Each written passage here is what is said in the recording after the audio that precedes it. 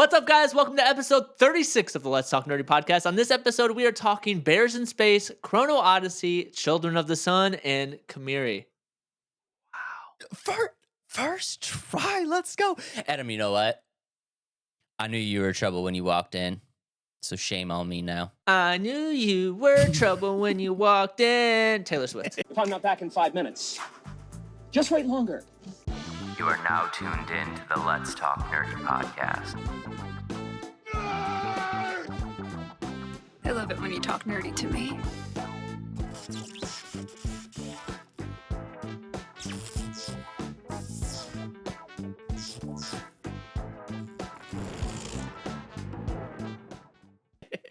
Look at that. See, I'm doing all right recently. That's pretty good. You're doing much better, and I felt the need to include a T Swift lyric in the show, specifically this week because, as you know, T Swift is now representing your favorite team in the Super Bowl. How do you feel about that? She's representing them. No, not my favorite team. And I'm glad that they're losing at halftime. But we know how this goes with the story of Chiefs at the halftime mark. They always find a way. They always find a way. Although I thought it was hilarious that Mr. Travis Kelce was getting in Andy Reid's face. If I were Andy Reid, I'd be like, yep, I'm retiring. Because I know that's a rumor. Because I would... it's funny. The teams I work with and the kids that I've worked with in the past, like the way they talk to these coaches, it's like I would have done that. I would have got kicked off the team. Yeah. And so like just thinking, it's like, how can they say these kinds of things to the coach? Like one of the kids told the coach to do his job yesterday. Nice. Like on the court, yelled at the coach, do your job. And I was like, what? And he got back in. He went back in. I'm like, oh my gosh, you're done for. But anyway, I don't want to get into all that just in case they find this and I get in trouble. But whatever. Dave, how you been? What you been playing? I've been doing good, man. I've been doing good. As you guys can tell, we got Adam all riled up. He is not. I'm just gonna throw it out there. He is not a Chiefs fan. I hate the Chiefs. I trolled him a little bit right there. So, but I am doing good, man. Doing very, very good. I haven't been playing much, but I'll tell you what. I got a little bit of the itch, and I went back, and I'm doing a little Sekiro. Playing it through again. So, I saw that. I saw that. That's fun. Just got the itch. I don't know. We were talking about Phantom Blade, and then we were talking about a bunch of these Souls-likes coming out, and Ronin's coming out, and I was like, I got the itch to samurai a little bit. So yeah, and you were playing it on stream, which is going to be one of our kind of announcements. Not really announcement, but most of you guys probably know that we used to stream a lot on Twitch and stuff like that, and we kind of stepped away. However, we're streaming occasionally, so if you guys want to pop up on over there, I'm the Nerd Adam over there, and Dave is Zagscorn, which we'll leave those linked down below. Like I said, we're not really going full force over there, but you might occasionally see us over there if you're online. So yeah, keep an eye out for that kind of stuff. Other news, I obviously got braces, so that's fun. He was so worried, guys. He was so worried. He was so worried about this. Yeah, and I wanted to make sure to let everybody know, like, my lisp has gotten a lot better since the last week, actually. So a lot better. Yeah, and honestly, dude, I think they look good. And you're really like. You're really embracing the nerd persona. Yeah, and I just feel like it just brings a different level to the show and to the Nerdy Adam Twitch stream. I feel like it just brings it in as a whole. The funny thing is, I actually didn't need them. I was like, you know what? I'm just gonna go to the orthodontist and be like, just put braces on, but I don't want my teeth to move. I want them on forever. No, that's not true. They'll be off in a year or so. I actually had Invisalign in the past, but they shifted a little bit on me, so I went back. But yeah, so Nerd Adam is full force embracing the persona, and they're all right. They're not as uncomfortable as everybody's made them seem to be. But other than that, they're not bad. And yeah. Let's rifle through the top 10 foods that you can no longer eat that you're disappointed about. Number one is like gummy candy. Yeah, that's what I figured. Number one that is would be top one on the list. It says pizza crust, but I don't really understand that, so I've been eating pizza crust anyway. So Pizza crust Soda, seems like a weird one. yeah, soda is a big one that I'm kind of disappointed in just because the sugar sitting on the teeth. Yeah. It's not like banned, but they're like be more conscious of like brushing your teeth afterwards. So I've been doing really good at that. I've had one soda because it was a cream soda and it was like from the restaurant I ate at, and I was like, heck yeah, I love cream soda. But other than that, like just gummy candy is the number one thing for me. But you know what, dude? Like, show the people at home the fancy cup, the Oh cup that yeah, I love, that I yeah, want to steal. Look at the fancy cup. I mean, yeah, you use the straw, so as long as you use the straw, you can yeah. kind of like people do that with coffee, right? They don't hmm want to stain their teeth, so they put the straw just a little bit further back, and then hmm you don't even have to worry about it. Yeah, that's for sure. This and I will say this is sugar free. Sugar free. It's a little water mixer, so there's no sugar in this lemonade. Um, but yeah, honestly, they're not bad. Especially now that the lisp is almost gone.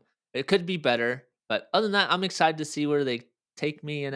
But embracing this nerdiness. So Embrace the nerdiness, man. I think they look fine. I think they look fine. I honestly don't even notice them anymore. But yeah, embrace the yeah. nerdiness. Yeah. Yep, definitely. One other All right, thing, man. I just want to make sure to put a special thank you to Andy from Tuning Japanese and Chaz from the Fantasy Football Bros podcast.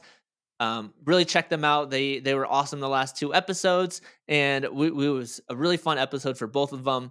But yeah, make sure to check them out. We'll leave those linked down below one more time for everybody to check them out if you haven't. But they're really great people, really good podcasts.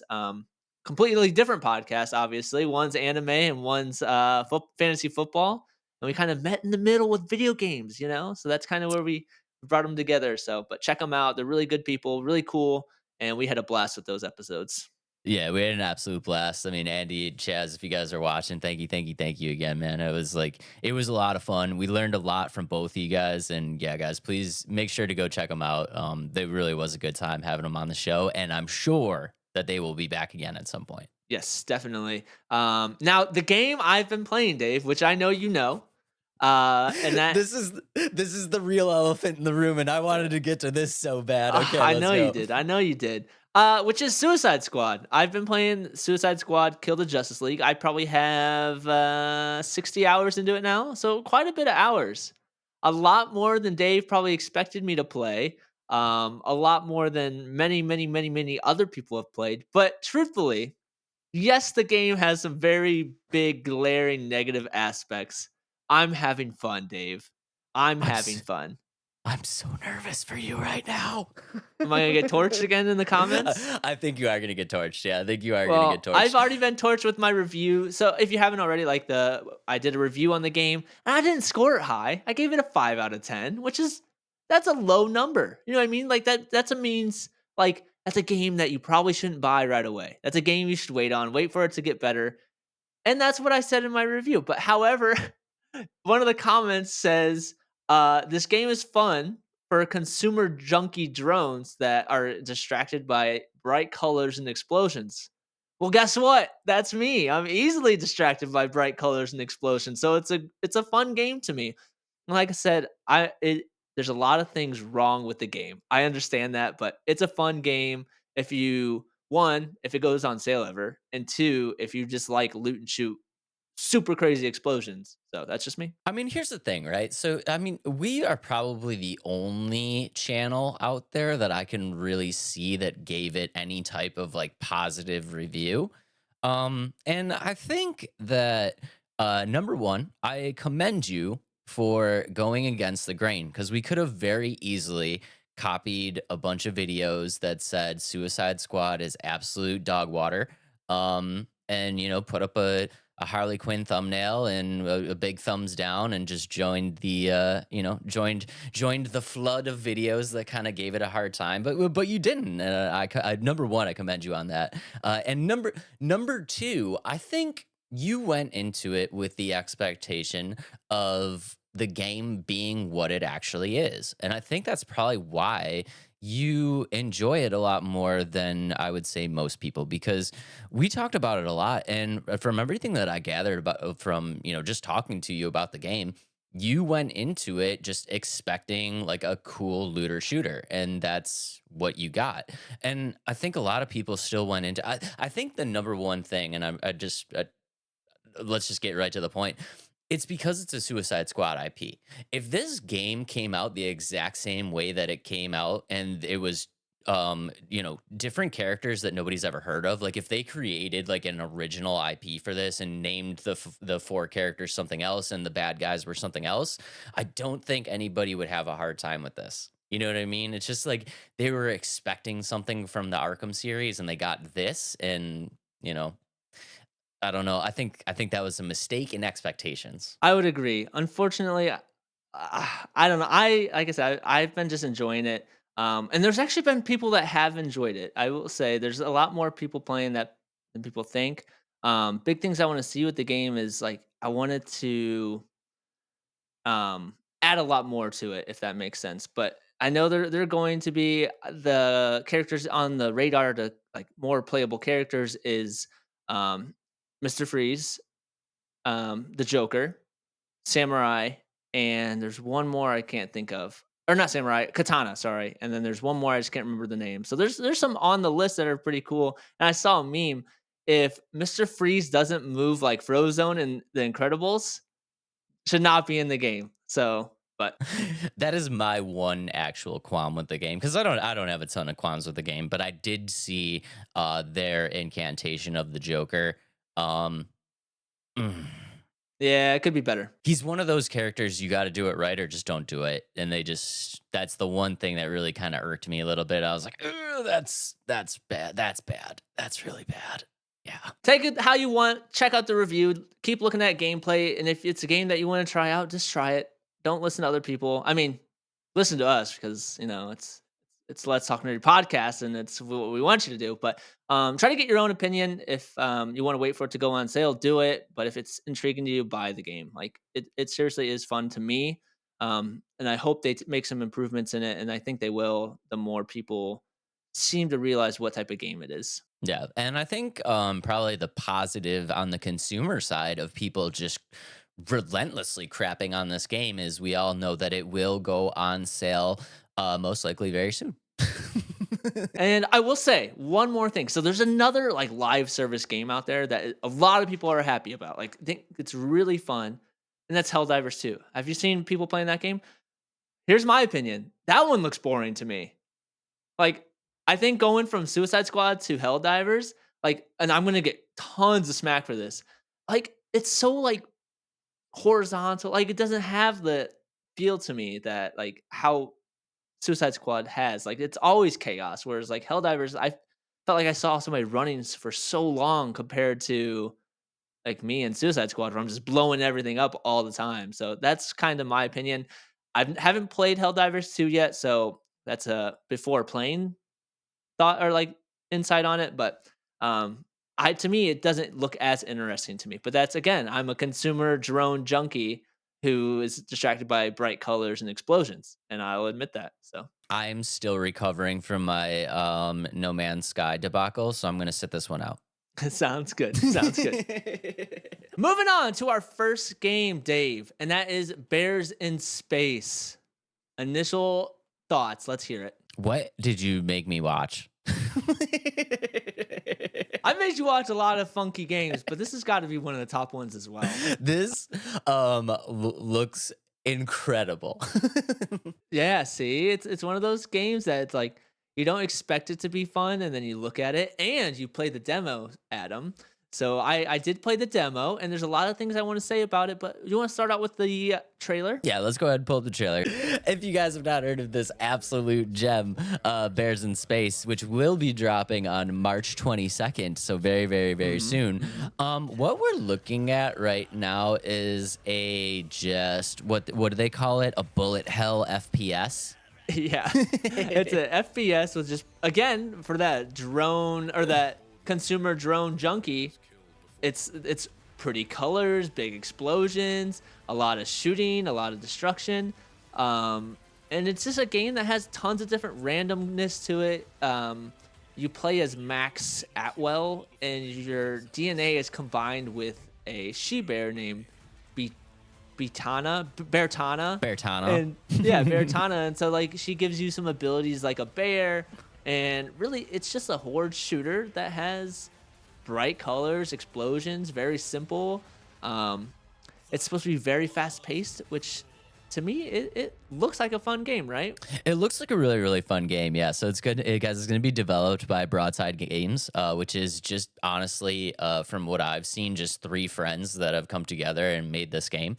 And you know me, man. Like, I think that's really, really cool when these, like, just, a group of buddies just gets together and makes like an indie game. It looks super, super fun. But yeah, like you said, you're going to be taking over the position of Maxwell Adams. I love that name. It's not Adams like ADAMS too. It's ATOMS. yeah, it's like Adams. So I think that's really, really cool. And yeah, your DNA has been merged with Bertana, the infamous she bear. And I think it's just one of those games that's just like, this game is just gonna be fun. Like we talked about it with like Killer Bean and stuff like that, where it's like this game is just gonna be silly. Yeah, and from my experience, that's kind of what I experienced when playing it. Kind of going into it a little bit, it has very basic elements in terms of like traversal things. Like you'll have a double jump, a dash, a dodge, and you essentially are just fighting through different levels of clearing out enemies. And the more you go, you'll come across boss fights and things like that. You can upgrade your weapons. You can buy weapons. And as you level up your weapons, they become more like like you upgrade them by killing more, and then your gun upgrades automatically, which is kind of cool. You also get a power called, I'm probably gonna say this wrong, your sign rage or your scene rage, which transforms you into the bear, and you have the power of the bear and the bear fu, so the kung fu bear. And beyond the first person shooter, there's also like mini games and side quests and things like that. Where one of the mini games is you have to bake a cake. Another is like you investigate a crime scene, and then the one I got to play in the demos, you get to play basketball, but they call it basket cube ball, so it's the shape of a cube. That's And all you amazing. do is you go push people over, and you can dunk on them and shoot the ball, and it's just fun and silly. There's a couple things that I just saw from the trailer. And number one, you talked about there being boss fights, and that was one of the questions that I had. Is because like like Adam said, this is going to be kind of a horde shooter, so it's basically like you, the space bear, versus a bunch of like hordes of robots. But the boss fights, how do the boss fights work? So like you clear out the level, and you honestly, I didn't have a transition of a level. You know what I mean? Like it was straight through. Like I didn't beat a level and then transition to a new one. I was just playing the game through the whole thing. But I don't know if that's just because it was the demo. But in the demo, there's like walls that says for full game where you couldn't go through. Like for full game. Okay, that makes Yeah. So sense. I wonder if it's gonna be like I don't know if it's gonna be like a controlled like world where it's not open world, but it's like how we talk about with like Dark Souls and stuff. It's gonna have those kind of things, like different routes you can take. But I'm not too sure with that. However, the boss battles. So I went through the level. I got to beat one boss.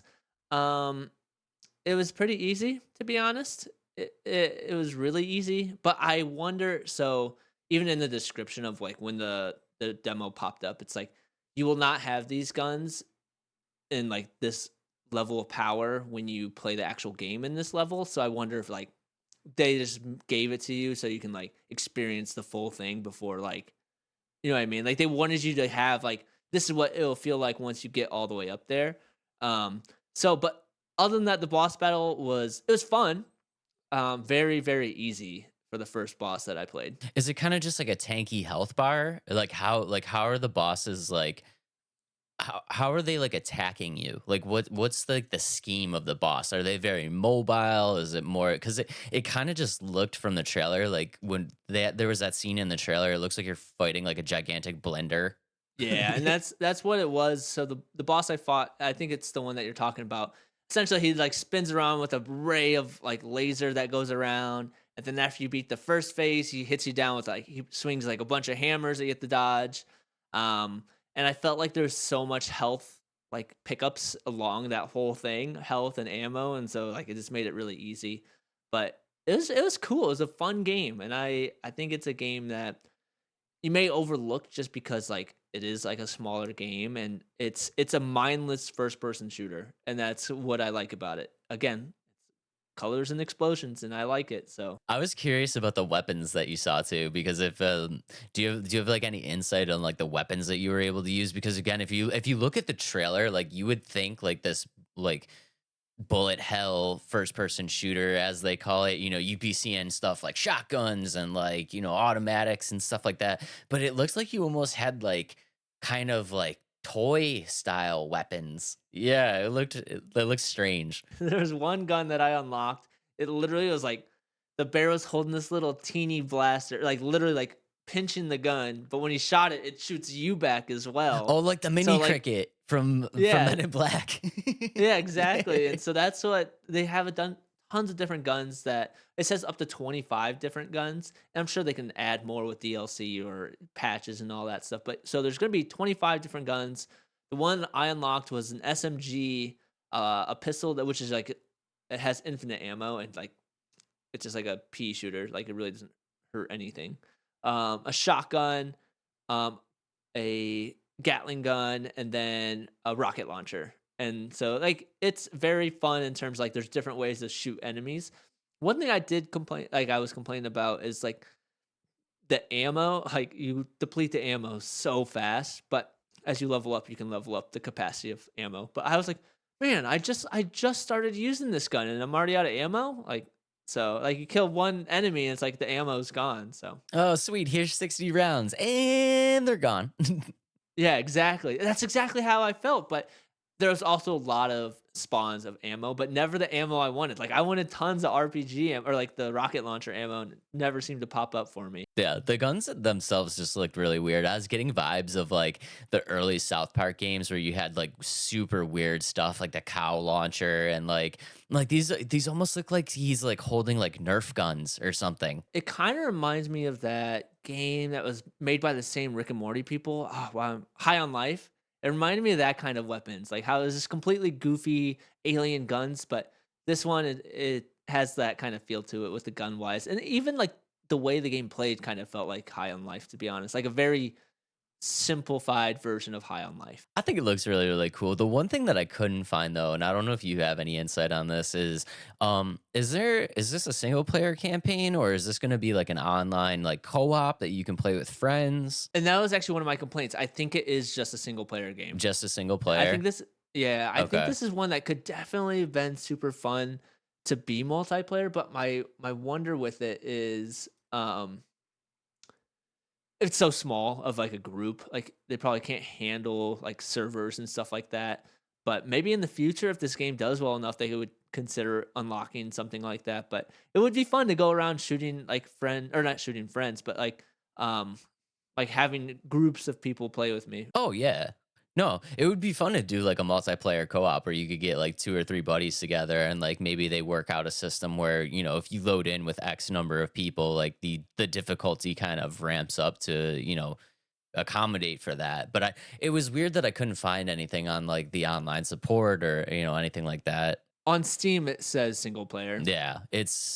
So it's very rare to see just a single player experience kind of drop now, isn't it? Right, especially like this one too. Like this one seems like it could and should be more multiplayer. Just the way I think how fast it is, it would feel like it would be so much more fun with friends with having hordes of enemies come in. Yeah, horde shooters are always much more fun with friends. So like you said though, and like we talked about being developed by Broadside Games, I mean, guys, it really is just three friends that threw an indie game together and it looks really, really fun. It doesn't look like anything groundbreaking and I don't think it needs to be anything groundbreaking. It just looks like a really fun game that a bunch of buddies made. And like we said, it's probably taxing for them. They probably don't have the resources to do any type of like online servers or anything like that, but if there's support from the community and people love the game, I mean, it's definitely something that they'll probably be looking at. So, And one other little thing I almost didn't like about the game is your movement like forward and back and like or your movement in general was so fast. I couldn't like keep up with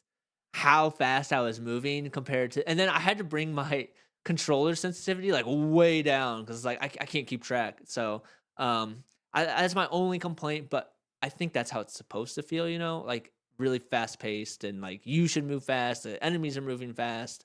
But for me, I just couldn't keep up with it. But the more I played, I got used to it. But initially, I was like, holy cow, like how am I going to keep track of this? But other than that, it's fun. I mean, I did kind of notice that a little bit in the trailer. I was kind of worried about like, wow, that I might get sick playing this game because it's just like but I thought maybe that was just like an option where like I could in the settings where I could like tank that down to my boomer level that needs to be a little bit slower. I definitely, like I said, I brought the sensitivity of the controller way down. That helped a lot because even like the moving your head side to side is like, whoa, I can't keep up with how fast they're moving. But the more you play, the more you get used to it, I guess. So, but I liked it. It's a fun game. I'll probably pick it up at some point once it fully releases. But yeah, it's one to check out. Thumbs up for me. Should be a really fun game, guys. Again, Bears in Space drops March 22nd, 2024. So it's going to be very, very, very soon. And like we said, developed by Broadside Games. Three friends that just kind of put a game together. And we love that here at the Let's Talk Nerdy podcast. So guys, if you see this, congratulations. Well done. I think it's a really, really cool idea. And we are wishing you all the best on the game. Definitely check it out. Put it on your wish list. Just give them some support, and yeah, we'll see where it goes. And this game has a main bear, right? Beartana. Beartana is quite possibly one of the greatest bears of all time. Yeah, I don't know. We'll find out next time on Dragon Ball. That's what I've been watching. So I've been loving Dragon Ball, but I digress. So like we said, she's a cool bear. She's got a fun dialogue throughout the demo I played, but is she the best bear of all time? Spoiler alert, not on my list. Ladies and gentlemen, this is the draft of the greatest bears of all time. I'm flipping the coin. That was not a good flip. That was not a flip at all. That was not there we go. Much better. That was a good flip. Let's go, baby. Okay, now you're cheating. You're cheating now. You must be doing something. You know what we need to make? We need to make a Let's Talk Nerdy coin.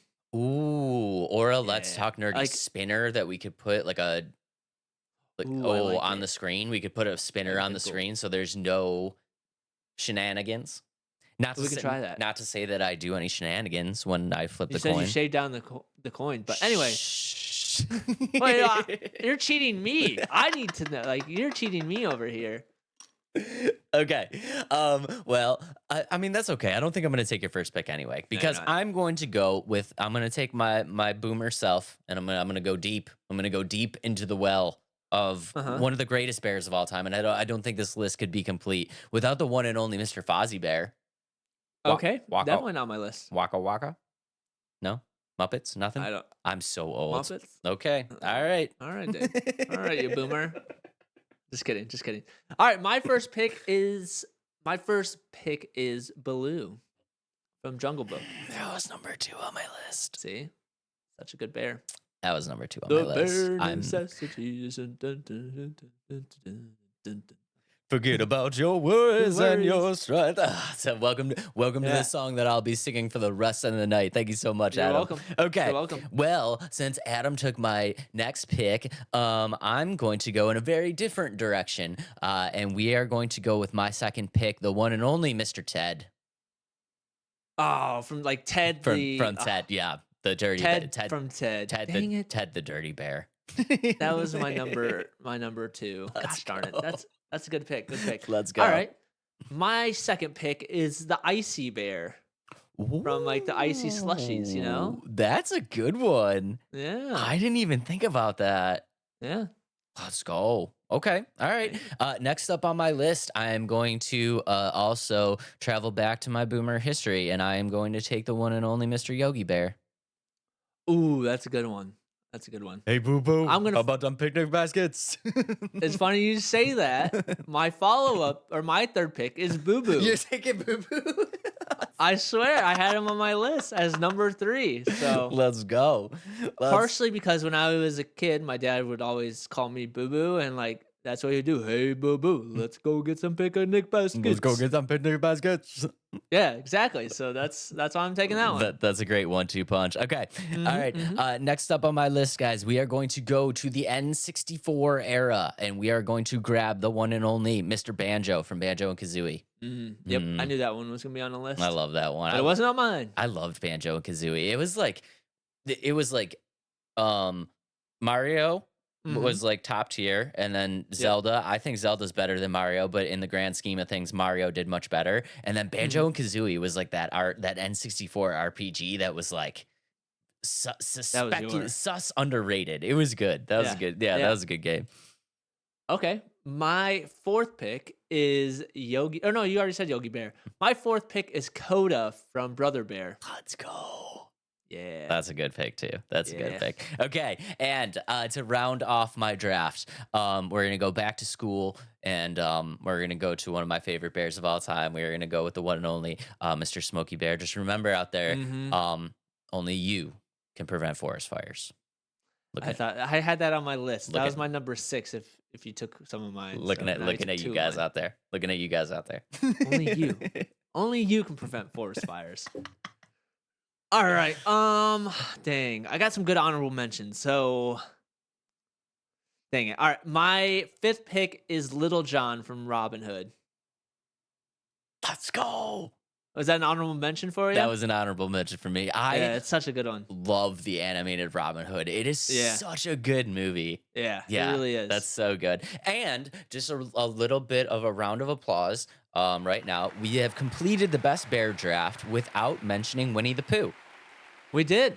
Love that. Love that. I put him at like 15 on my list. I was like, okay, if I run out of ideas, Dave took some of mine, I'll put Winnie the Pooh on here, but he is not on my honorable mention either. No. A couple honorable mentions for me is Poe from Kung Fu Panda. Also was on my list as an honorable mention. I also have Bear from Bear in the Big Blue House. That's a good one too. Not on my list, but that was a good one. And then I also have the Coca-Cola Bear as an honorable mention. Oh, I forgot I love their Christmas commercials. That Yeah, little with the little baby bear sipping the Coca. Yep. Sipping a Coca-Cola. That's a good one. Okay. Those are good ones. You pretty much nailed everything. The only thing that's on my list that we didn't talk about is I got on here a little Kuma from Tekken, which Tekken is kind of taking the world by storm right now. And Kuma's pretty sweet bear. Not gonna lie. Yeah, he is a pretty cool bear. Yeah, I've never really played Tekken. It should have been on your list. You know, you would have made Andy happy if you would have put Kuma on your list. Andy, I love you, buddy. Andy. I'm sorry. It's honorable mention. Yeah. I just got I got all my other picks in. I also have the Bernstein Bears as an honorable mention. I was gonna pick them as the 3 group, and I was like, I don't want to do that again. Bernstein Bears is good. Paddington Bear, that's a good one too. Oh yeah. There's a lot of good bears out there, guys. I was actually shocked. As I was going through, because I always look up bears that I try to do as many from memory. But when I was looking them up, I was like, wow, I forgot about this bear. He's so cool. There were surprisingly a lot of bears. When you sent this idea over to me, I was like, I don't know if there's that many bears. But I honestly did my whole list, 1 through 10. Because what I usually do is I usually go through memory, and I can usually get 10 that I really, really like. But I always do that deep dive at the end just to make sure I didn't forget like a really gem. Like a hidden gem good one. But yeah, there's surprisingly a lot of bears in pop culture history. There are. But that was a good draft, Dave. Good job. Starting it off strong. We're back, baby. We're back. I win.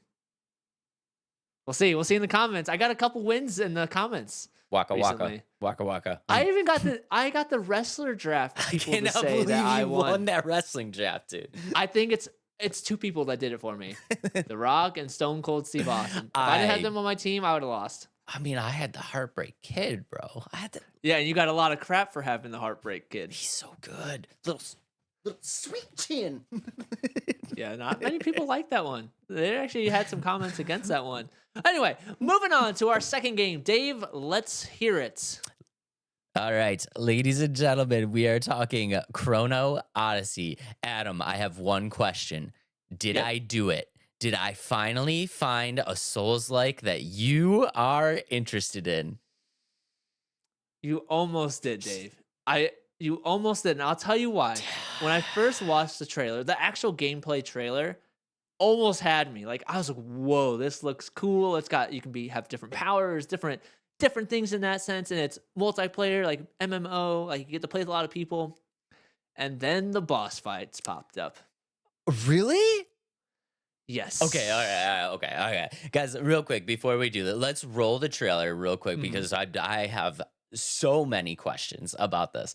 mhm, But if you guys don't know, Chrono Odyssey is a new action RPG MMO that will be coming out. It's being developed by NPixel, and the basic premise behind it is it is giving me very much like I don't want to say super Souls like, but I think that the setting itself is giving me some Souls vibes, and a lot of like the combat style is also giving me some mhm. Souls vibes, and I'm actually super excited. So right now, if you guys are just listening on the Spotify, we're getting a look at the classes of characters, and we'll get into that a little bit, but visually it just looks stunning. Doesn't it look so good? Yeah, that's what almost had me. I was like, this game looks really cool in terms of Yeah. like the visuals and the way the game is moving. But yeah, so Yeah, and if you again, if you're just listening on the Spotify right now, we're getting it like we're getting this is an actual trailer. I mean, this mhm, looks like gameplay trailer. This is not a yep. cinematic trailer, so we're getting a real look at the game. And I think what we're seeing right now that I'm super impressed with, and I mean like super impressed with on the scale of an online MMO, like an MMORPG, is just the level of fluidity that I'm seeing in this combat is so insane. And Mhm, if you really kind of break down and dissect this trailer a little bit when it comes to like the gameplay mechanics, I'm mhm. talking like the responsiveness of these controls is a lot like what I've seen from like an actual single player from soft game. And I don't Yeah. think I've ever seen any game kind of replicate that feel this well. And I'm talking Mhm. like if you're looking at like the iframes and the hitboxes and everything like that, it just feels like a game that's just was has paid so much attention to detail in the combat system, and I'm absolutely in love. I'm absolutely in love with the game. I really am. Dave's like is waiting for this one. This is the one that he's super excited I about. mean, guys, And I'm gonna crap on it a little you bit. know me, guys. Like, I am not an online player. I am not an MMO kind of guy. I am very much a hide in the corner, single player experience kind of person. This is the game that is going to get me online and playing with groups of people. Again, if you guys are just listening on the Spotify, what we're seeing right now is a gigantic world boss, and we're seeing like 25 characters in this thing. Probably more than that. Yeah, There's a lot of people in there. probably more than that. Then they're all trying to take down this one boss, and this is the really cool mechanic that we're seeing too. Is we're seeing right now that there's a mechanic that allows you to manipulate time and space, Yep. almost like a pause, like a rewind function, where everything's kind of in slow motion and your character is still moving in like normal speed fluidity, and it's like, dude, to have that like to have the creativeness to put that in an online like setting I've never seen anything like this. I've never seen anything like this. I'm so excited. Suicide Squad has something like that. Just gonna say that there. They have Mm, an ability where you freeze everything, and then you get to move in fast motion still. But anyway, I understand the excitement of this game, yeah, and I know a lot of people are super excited about this game because it's a Souls like that hasn't been done before. yeah. You know what I mean? Like it doesn't. There's no true game that plays like a Souls like that has this MMO feel to it. I mean, like Elden Ring, you can play with friends, right? But nothing like huge wise. Elden Ring, you can summon. So the way that Souls likes or Souls games themselves actually work is you can summon Hmm. people or you can PvP. So you can summon people to your world, you can fight them, or you can summon people to the world and they can help you fight a boss or something like that. But it's not like a journey together where this is very much going to be a journey together. It's very much you bring this person into your world for a very short time. Whatever happens is going to happen, and then they are extinguished from the world. I feel like this is more like a single player experience that you can bring people into your world and just actually go on this journey together if you choose to do that. I think that's so sick. My only concern with this, and like looking at some gameplay and looking at the boss battles, what I don't like is I almost feel like the boss battles seem like you don't have to be in the action. And I know that's like class thing too. Like there's gonna be healing classes and stuff like that. But like for me, like I want to be in the action, and it just seemed like it's just like everybody's smacking this boss where like it's not the boss isn't focused on you, so like you're not gonna get hit. You know what I mean? Like I want to have the fear of like I can get hit at any moment rather than like it's random, if that makes sense. You know what I mean? Unless I've never played like a true MMO where like it's world bosses and stuff like that, but that's the feel I got to it. You know what I mean? No, no, and I totally understand. So I think probably just a little kind of backstory here is like we talked about you're gonna have a bunch of different classes, right? So at the time of me kind of diving into this, and I know there's been some videos that have come out that said more classes have been leaked. But again, I'm just giving you guys the confirmed information. I don't want to throw out any misinformation there. So at the time that we're kind of recording this, we have 6 confirmed classes, and they are going to be an assassin, a swordsman, a paladin, a sorcerer, a berserker, and a ranger. And basically, I understand how you might want to be the person in the action. And I think if you want to play that way, they're going to give you those options. Like the assassin is going to be much more stealthy. Like the swordsman is much more going to be get in there and hit stuff hard. Now, if you want to be somebody that's kind of lingering in the background or like kind of, attacking from afar, that's usually more of like a magic build, and they do kind of offer that for you. So they have the sorcerer, they have the ranger, which I'm assuming is what we've seen with the bow and arrow class and stuff like that. So I think that option is going to be there for you, and I think the way that these kind of world bosses work is they probably have to have some type of setup where it's almost like everybody is in danger, no regardless of where you are. And I think that works really well with the types of bosses that you're seeing, because you're seeing a lot of bosses that are like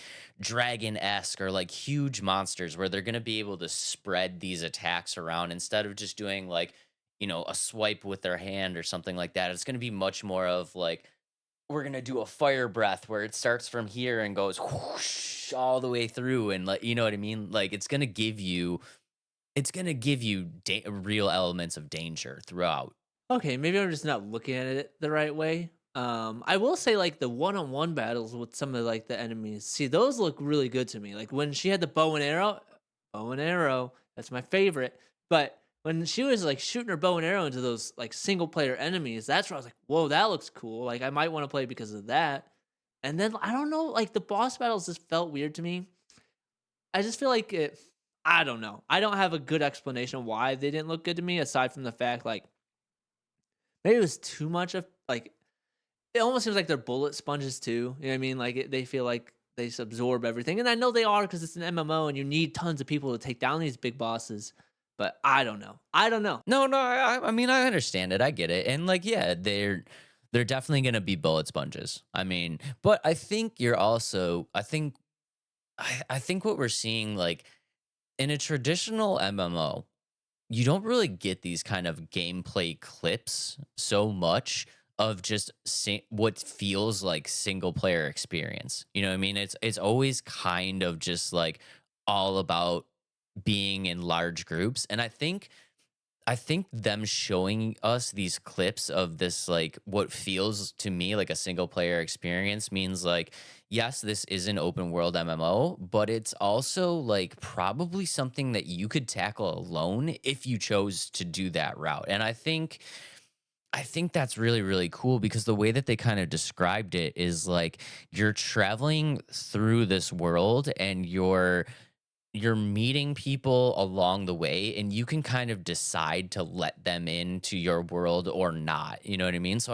I don't think it's going to be as dependent on having tons of people in there as some people might expect. I feel like the main boss though, like the main bosses, you will have to, because like when in the trailer, I didn't feel like you could see anybody tackling a boss on their own. Like all the main bosses had a lot of people.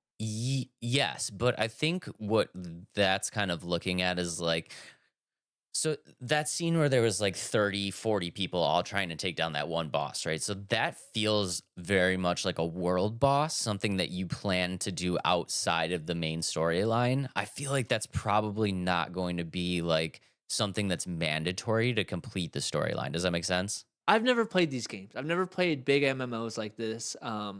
Like I mean, yeah, the Division has bosses like this where they are kind of bullet sponges, and those were always fun. But I don't know, like I've never experienced a boss like this, so maybe I'm just not used to seeing it like that. But I don't know. I don't know. It has a lot of cool elements to me. Like when I first saw it, I was like, "Ah, Dave's sending me another Souls like that I'll probably never play." But as like literally like, as soon as like I saw some of the movements and the bow and arrow and the magic, I was like, "Whoa, okay, this is much more than what I've been come accustomed to and seeing Souls likes." And that's why I kind of was like, "Okay, this has got me intrigued."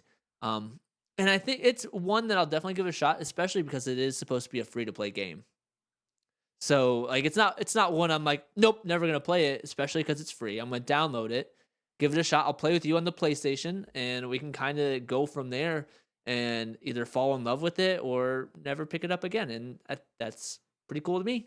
I thought I got him. I thought I got Yep. him, guys. I It's thought I it's a got game him. I'll try. Like I'll definitely try it, especially if I'm playing with friends and stuff like that. Um, yeah, I'm cool with trying this one. I mean, I thought I had him, guys. I thought I had him. I don't know. To me, it looks really, really cool. I think it's a very, very cool idea. It's something that is different from stuff that I've seen before. And just kind of doing a deep dive into the trailer. I mean, it's set in the setting's called Satira, and it looks rich, it looks full. I feel like they did a great job with the environment, just kind of bringing in the aesthetic of a Souls like that I think Souls players really appreciate. The world itself looks really, really full, and they've touted that the world is full of mystery and all types of things. So I mean, I feel like it's not going to be an empty world. They brought in like these 5 factions, which is how the world is kind of separated. So you have the Guardians, the Void, the Outcasts, the World Movers, and the Broken. Yeah. And I think that's really, really cool because it's giving me like a sense of almost like Game of Thrones vibes, where it's like all of these factions have like kind of sectioned off their own territory in this land. So I mean, I think that's really, really cool. And the combat fluidity is just, again, I can't say enough. It's just something that I've never really seen before in an MMO. It's usually MMO like combat is usually a little clunky. Like it's usually a little clunky, and it's not to throw it out there and say that it's bad, but this is definitely something that I've never seen before, and I think it's free to play, guys. Put it on your radar. I mean, if it's garbage, just delete it. But I really think it's going to surprise some people. I think it will too. There's a lot of like skepticism too. Like a lot of people think it's a game that's promising so much that isn't going to deliver, but only time will tell with that kind of thing. And is it supposed to come out this year? It was supposed to come out last year. It was supposed to come out last year, but it was delayed. So I do think that we're getting it this year, especially since we've had like the gameplay trailer for a while now. I do feel like a 2024 release is pretty on the table. Again, no promises, but I do think it's 2024 release. Yeah, and it's one that I'm definitely going to give a shot. Like I said, and kind of go into the story a little bit. Essentially, the Void is attacking Satara, right? Like that's the main premise, and your job is to save them from the Void, and the Void is taking over other worlds, and so that some of these factions, like the World Movers, survived the Void's destruction, and they came into Satara to kind of survive, and they've been given extra strength and different luck and different powers and things like that. Um, the Outcasts are world movers that essentially got outcasted. Like they're like, nope, see ya, like get out of here kind of You've situation. been banished. Yeah, exactly. The Broken are world movers whose bodies have succumbed to the Void's contamination. So like the way I read it, it's like they're not dead, but they're dead. The undead. Yeah, it's weird. And then the Void is the realization of nothingness, and they want complete. And like their main goal is to have complete destruction of all worlds. Like that's the thing. And then the Guardians are greater beings that oversee all Satera, but their worlds have been destroyed by Void. And so it seems like the Void, or not the Void, the Satara is the refuge for all these different people. And so that's really cool that the story wise, like in like the lore and everything that's gonna be come with this game is really cool. That's why I think that's what almost had me got that almost had me 100%, and then I don't know. I'm almost there. Yeah, and like all of these factions are kind of under this umbrella of the Great Ones, who is like being treated as like the gods of this land, right? And they're the ones that have created this what's the name of it? The Chrono Tector? It's like their amulet that like has the time and stuff like Yes, that. so that's I the don't remember the name of I it. think it's the Chronotector, and that's like the amulet that allows you as the player to control the time and stuff like that. And I mean, this thing is going to be rich with lore, like really, really rich with lore. And that's another aspect. It's so crazy to me because it's like it's taking all of these aspects and correct me if I'm wrong, but I haven't really seen a game that's done this before. It's taking all of these aspects that I love about single player experiences and actually putting it into an MMO. And I've never seen an MMO take shape like this before, where they're super focused on like a very detailed full lush world. They're very focused on having ridiculously fluid combat. Like they're focused on having good lore. Like and I've never seen especially a free to play online where it's not so much focused on like rinse and repeat, just do the same crap over and over again. Like this is like it's something so refreshing and new that like I don't know, it just caught my eye and I was like, we have to talk about this. We have to talk about this. And I'm glad we talked about it too. And kind of going off that a little bit, and they're promising an expansive customization too.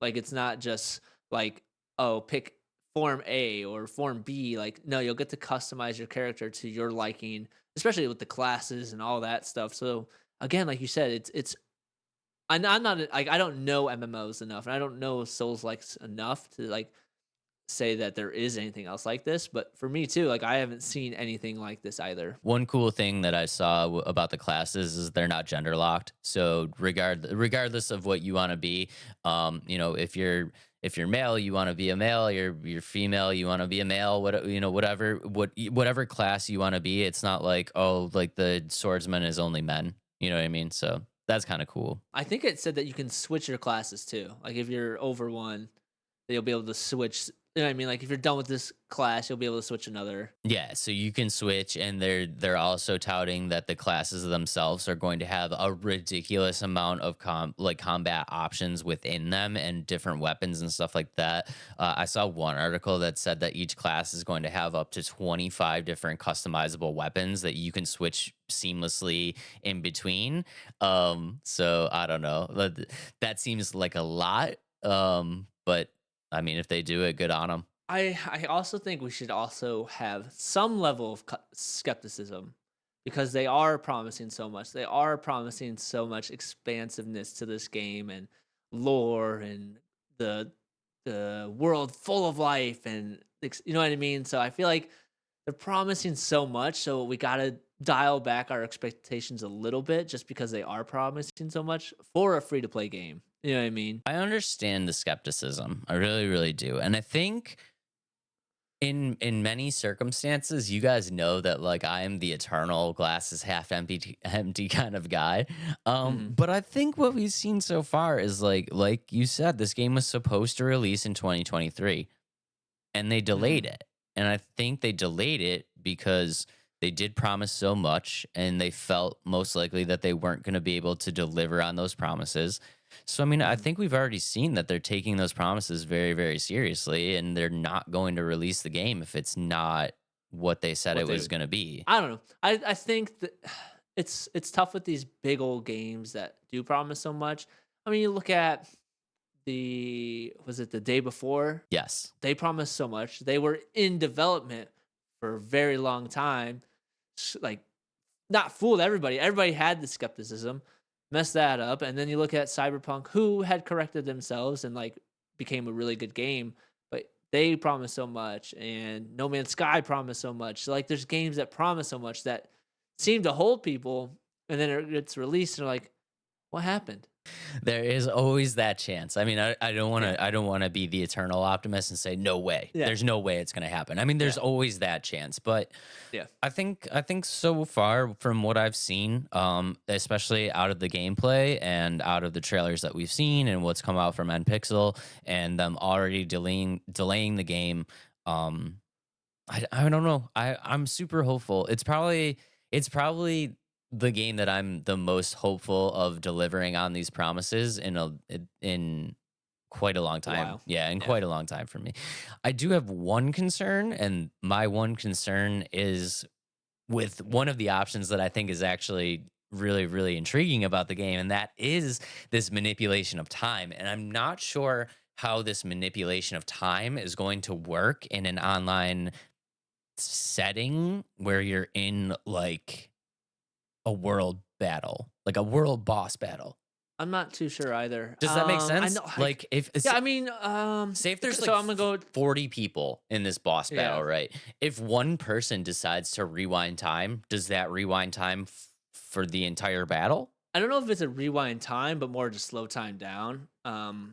Bringing up Suicide Squad, the way it works in Suicide Squad, even online, it's like once the player uses their like team ultimate, like it freezes, like it slows down all the enemies, but all the people can still move, like the characters can move freely and fast. So I wonder if like I don't know, maybe the world bosses won't have that ability to slow down time. And that I could see that kind of happening. It's like, okay, because if there's 40 people playing this one boss and one person's like, I'm using slow down time, and like, and nobody else is like wants that or is ready for that, like I can see that, like maybe certain like parts of the game you can slow down time, but others you can't. I don't know. Yeah, because I could see it being a problem where it's like one player in this like sea of 40 players just like gets their health like tanked out and they rewind time. But when they do that, it's like they've just rewound like 10% of the health bar getting knocked off of this world boss for everybody else. And everybody else is just like, why would you do that? Yeah, it's like I don't know. I don't know. It's strange. That's a hard. I feel like that's a hard mechanic to kind of bring into an MMO like this. But who knows? We'll have to see the more as time goes on. See what I did there? I did. Yeah, that was well played. That was well played. That's a good place to end it. We're not going to end it on anything better than that. But yeah, I don't know, dude. I'm super excited about it. I think it's a cool game. Like we said, it's a free to play game, so download it, give it a shot. If it's awesome, it could be really, really awesome. And if it's bad, just delete it and don't spend any money on it. Exactly. And no release date, but hopefully sometime in the near future for everybody. But Dave, this game gives you the power to manipulate time and space. Indeed. One of the greatest powers of all time. Maybe. So we're gonna do a blind ranking of superpowers. I'm excited for this. Am I going first or are you going first? Flip the coin. Let's do it that way today. Today is my day. Oh my gosh. Last day was your day. Today is my day. Okay, I am going to quiz you first. Okay, so blind ranking of the best superhero. No, not superheroes. Blind ranking of the best superpowers ever. Are you ready? Yes. Number 1, invisibility. Ooh, that's such a cool one. That's such a cool one. I feel like you gave me a lot of good ones. Dang. Have the power to go invisible. I'm not gonna make this harder than it has to be. I was gonna say, can I go in and out of invisibility? But no, we're not gonna do it that way. And power of invisibility, I will put in the 3 spot. Putting it in the 3 hole. Okay, all right. Yeah, saving it for some other things. That's not a bad one. Okay. Next up on the list, we have the power of flight. I know that's a big one for a lot of people. Are you about to dog on flight right now? Flight's cool, to be honest. Like, flight is really cool, but it's never a power I'm like, yes, I want to be able to fly. So I'm going to put that at 4. Putting it at 4? Oh, no. Yeah. Oh, no. Guys, he's dogging. He's dogging on flight. I've never wanted to be able to fly like that. I don't know. He's dogging on flight. Okay. Next up, we have super speed. There we go. See, now you got my attention a little bit, Dave. So my super speed, I'll put at 1. I've always wanted to run like the Flash. Putting it on 1. Let's That'd be go. so cool. Just imagine how fast if you could run as fast as the Flash. Whew, it'd be so cool. And do everything as fast as the Flash. Yeah, I love that. exactly. I think the Flash is super underrated with his super speed in combat. Could you imagine like you take like 400 punches in a second? You would be like dead. Yeah. Now here's a question. Now is it like superpowers as fast as the Flash, or is it like you're just super fast, like the fastest man in the world, like who's extremely fast? You know what I mean? I feel like when it comes to super speed, you probably have to be like the fastest ever, right? Okay, yeah, I'm cool with that Yeah. then. Number 1. Why would, Number 1. Why would we dog ourselves? If we're gonna have super speed, we're gonna be the fastest ever. No questions. Cool, No cool, I like questions it. asked. Okay. Exactly. We're gonna see how this goes then, because next up on the list, we are going to go with regenerative healing. Ooh, like a Wolverine status. Exactly. Health regeneration. I don't want to put that at 5. But 2, if you gave me something better, I'm gonna be kind of sad. I'll put it at 5. Put it at 5 because I feel like you'll be able to feel the 5. You'll be able to feel the pain still. Like I'd hate to always go through the pain and then have to feel like the health come back. So put in health regeneration at a 5. I don't think you're gonna like your first one then. My second one. Second one. I don't think you're gonna like it. No, I don't think you're gonna like it. Okay, guys. Adam's second favorite superpower of all time is going to be telepathy. I mean, at least that is cool. I mean, you get to know what people are. You get to know what people are thinking. You get to at the same time. That's dangerous. Like, there's some things I don't want to know. Like, I don't want to know people are thinking about me. Like, look at this loser. You know what I mean? Like, Dave's over here thinking, like, actually, Adam's braces look stupid. Like, that's what I don't like. I don't want to know that stuff. It never comes in handy. It just only leads to sadness and sorrow. Yeah. Here's my qualm with that though. I'm gonna throw it out there, and I'm gonna say that putting regenerative healing number 1. That's what you want at number 1? Number 1. I don't know though. Like, just feeling like, let's say you get stabbed, right? And like you feel that pain. Like, is it gonna hurt to like not feel that? You know what I mean? Like to reverse it. But let me put this on you a different way. Okay, regenerative healing is the only definite of like. Do you know what I mean? Like, say you have the ability of flight and you get stabbed, you're still gonna feel it, and you're dead. Right. And you're dead. Yeah, I don't know. Regenerative healing, it's like you never die. Yeah, I don't know. It's the only failsafe. Everything else you can die. But at the same time, it's like you're gonna live forever.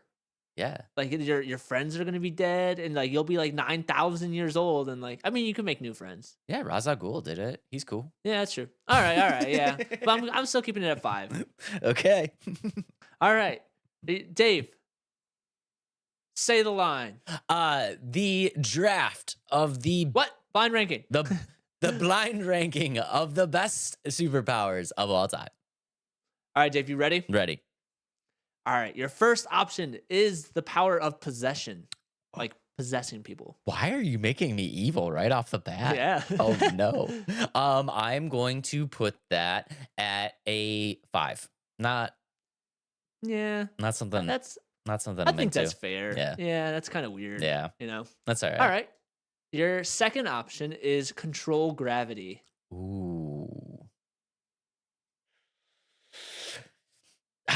So okay, here we go. I'm gonna put that at a 4 because it's cool, but from a superhero standpoint, I'm not super positive of when that would come in handy.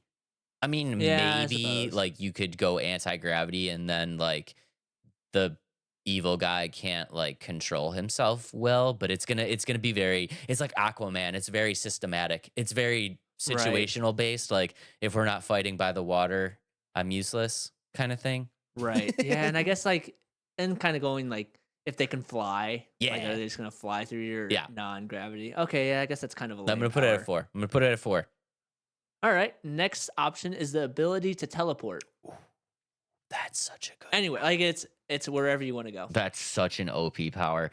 Oh God, did you give me something better though? I'm gonna put teleportation at I'm gonna put it at a 1.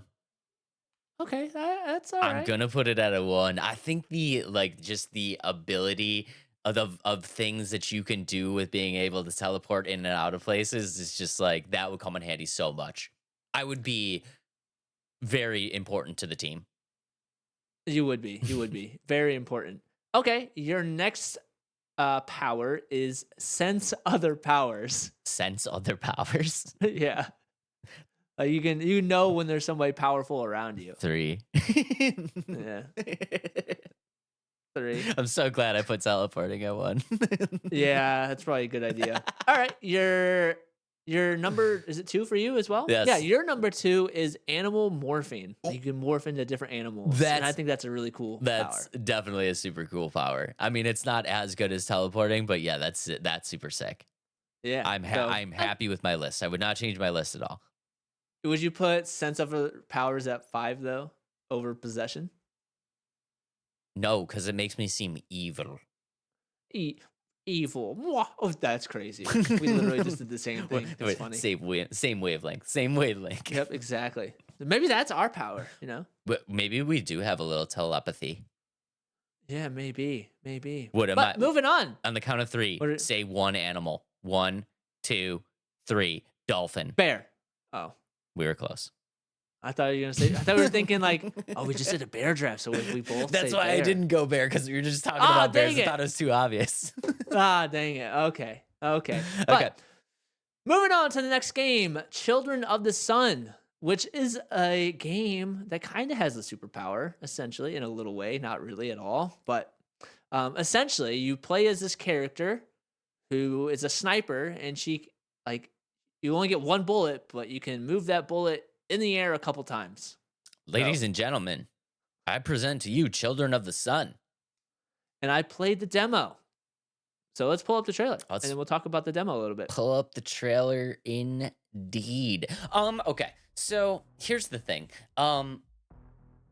I think it's a cool concept. I do love the visuals. So first things first. If you guys are just listening on the Spotify right now, we are kind of looking at what's a good way to like explain this? Kind of like an early 90s comic vibe I get with like these very bright kind of non-contrasty colors that it almost feels like it all kind of bleeds together a little bit, but it's a very unique style. And I think like a good representation of this is like 1990s like TMNT comics or like what's another good like comic from that era, or like a Clerks or like something like that, where it's I really dig the style. I definitely dig the style. But I think this is a game that a lot of people probably aren't going to understand what the whole point is until they really deep dive into it. And I would kind of agree with you. The art style of the game is really cool. It's very unique. It's not really seen very often in a lot of games. It's like a hand drawn like kind of feel. You know what I mean? The cutscenes are very like hand drawn. It's got thick lines. It's got like it doesn't have very much contrast, like you said. But essentially, what this game is a third person it's a third person puzzle sniper game. And essentially, you play as this one girl, and she's taking out the cults, essentially getting revenge. I'm guessing, like, based off the couple cutscenes that I've seen, I'm guessing the cult, like, either took her in and killed her family or something like that. The mystery is unknown on what actually happened, and you uncover that as you play. And like I said, you'll have one bullet, and you'll be able to control it a certain amount of time. So once you hit a character or an enemy, you can then control where it goes next. And you get per level, you get a certain amount of those, if that makes sense. And then you'll be able to, like, the game has, you shoot different environmental things. So you shoot a car's gas tank, the car will blow up, and you can kill multiple people at once. So like that's a way to kill people. And the more you go on, so in the demo, like, you got different abilities. So after like level 3, you could change the trajectory of the bullet after like, and you can like move it in the air, if that makes sense, rather than before pulling the trigger again. If you hit enemies in weak spots, like 2 enemies in a row and weak spots, like you can then completely change the direction after your next like change, if that makes sense, like while it's moving. And honestly, it's really cool. Um, it honestly reminds me a lot of a phone game. There's phone games that do this where you can bounce it off different things. You know what I mean? Like you have that kind of thing. However, it's really well done. Like I felt like the game. It's not a game that is gonna pull a lot of people in, but it plays really well. Like the way they executed the game is really good. So you guys would probably know this is not like a game that I'm typically into. I'm not really a shooter guy. But I think it's really cool that we're covering this game because I think like we talked about, people are going to have probably different expectations than what this game actually is. So just real quick, this game's being put out by Devolver, and there's one dev. There's one person that developed this game, and it's Renee yeah, Rother. Renee Ruther. So I mean, just to have a game that's, and again, we talked about this with Bears in Space, just to have a game that somebody put out on their own, is super impressive. So we like talking about these. But I think I think the trailer itself is almost kind of misleading for people that don't like to read the descriptions of like what they're actually kind of getting into, because you would say that this game is just like some type of tactical shooter, but it's really not. And a lot like what Adam said, this is very much like a like a trial and error strategic planning style game. And I mean, I think it's really, really cool, and I think it's a cool idea. I think it's something that fans of like puzzles, like puzzle games, are going to love. I do think that, and I never want to be negative, especially when we're talking about these small studio creators. I do think that this game is a game that has a shelf life, though. How long can you play this game before you've had enough? Is probably the question. There's two aspects of that. One is there's a leaderboard, and people are like they want to have the highest score. So the less time you spend in the game, like on that level, you get more points. The less change like bullet shots that you do, you get more points. And the route you take to shoot these enemies, you get more points. You know what I mean? The longer the distance and all that kind of deal. And so I think that gives it some replay value. But at the same time, it's like I'm not somebody that strives for the leaderboard. Like I'm not somebody like trying to get that top spot. One, because I'll never get there because I'm not that good of a gamer. But two, it's just like it's not important to me. Like I like story elements of games. I like to beat it any way I can. And like the score doesn't matter to me, if that makes sense. And I think if you like going for those leaderboards, then yes, this is a game that's gonna be really cool for you and trying different ways to kill different enemies and things like that. Because so one of the levels I did was really cool. And so there's two cars. There's a group of people standing by another car that wasn't moving. So one car was moving, drifting around the corner, and so you have to time your shot to shoot at the car that's moving, blow up that car by hitting its gas tank, exploding the two people. So that car has to move in front of the other two people, explodes, kills them, kills the two people in the car. Then you have to change your trajectory to hit another moving car and like yeah, and you have to hit them in their weak spot so you can get that change of direction again. And so you can hit the last person. And so that was really cool. You had to time your shots. And like, I mean, that's cool. Like, and the why I think it has more replay value, it's like you can try a different approach, if that makes sense. And I think that's what's going to help a bit. I'm excited that you brought up replay value, because I'm curious to know, like, is this almost like a dynamic experience, or do these quote unquote targets always spawn in the same spot? Because that's going to be the problem with this game. Is I think that it's one dev. So we talked about it. It's one person who made this game. So the idea of having dynamic scenarios within the levels is going to be, in my personal opinion, just kind of very slim. So I think the problem with the game is that once, and we talked about the leaderboards, it's like once people figure out the absolute best way to make it through this level, that you're never going to beat that top score, because and there's going to be just like the perfect method to get through level one. You know what I mean? Like you're never going to shave any time off of that. So even with the leaderboard, eventually, once people figure out the best way to do the level, the leaderboard's kind of dead too, unless it's like a dynamic experience. And it's not. I mean, like you can kind of think of like Mario's not a dynamic experience. You know what I mean? Like every time you spawn into a Mario 2D level, it's always the same. You know what I mean? And people are always striving for that. Yeah, but that's and that's where we see people like you talked about the cheaters and stuff like that. It's like for the traditional 2D Mario, same level every single time. The true way to do it, the non glitching, non cheating way to do it has been done and it's been perfected, and you cannot get that time down any faster. It's not possible, and it's like the new times that are quote unquote better than that are people figuring out types of like glitches within the code and stuff like that. So it's like I don't know, eventually this game is going to have a shelf life, I think. I don't think there's anything wrong with that.